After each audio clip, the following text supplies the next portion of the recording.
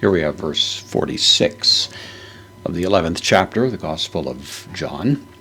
We've just heard that Jesus has raised Lazarus from the dead, and the people who were there that have witnessed this have a kind of mixed reaction. So we have some, Mark tells us in the preceding verse, who believed on him. This miracle was the catalyst that moved them to what appears to be genuine faith in Christ. But then we hear that there are others who have quite a startling and different reaction. So it's tenes.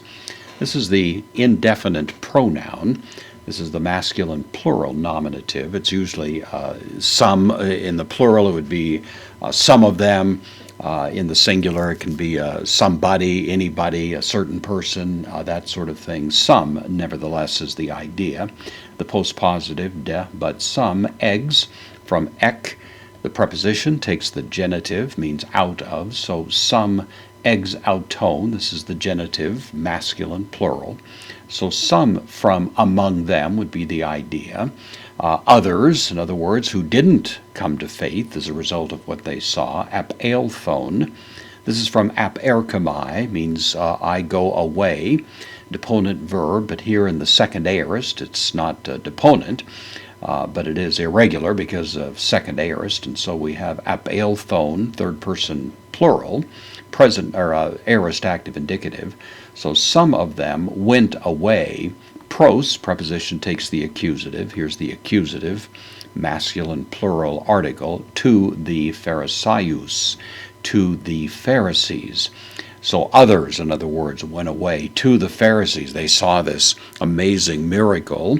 You would think that it would move anybody to faith, but in this case, there's a kind of apparently sinister motive and reaction. Kai epan.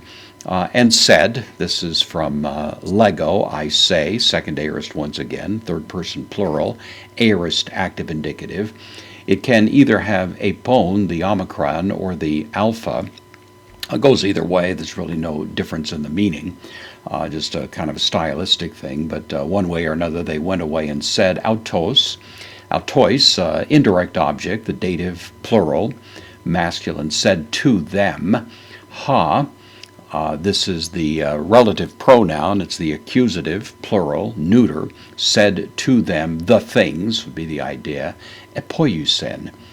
This is from poieo, I make or I do. It's the third person singular, aorist active indicative, so the things which he did.